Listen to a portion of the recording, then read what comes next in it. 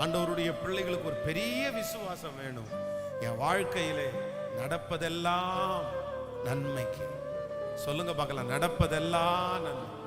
இதுக்கு முன்னாடி நடந்ததெல்லாம் சொல்லுங்க பார்க்கலாம், நன்மைக்கு. இனி நடக்க போவதும். இது யாருக்கு அப்படின்னு சொன்னா, கர்த்தரையே சார்ந்து வாழ்ற பிள்ளைகளுக்கு. ஆமென்.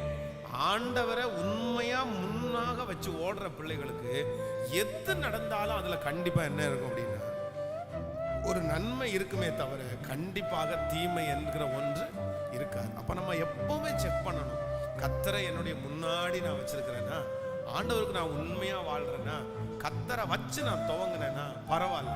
அது நஷ்டமானாலும் அதை குறித்து கவலைப்பட வேண்டாம், அது இழப்பானாலும் அதை குறித்து கவலைப்பட வேண்டாம். அதுல கண்டிப்பாக ஒரு நன்மையை கர்த்தர் வைத்திருப்பார்.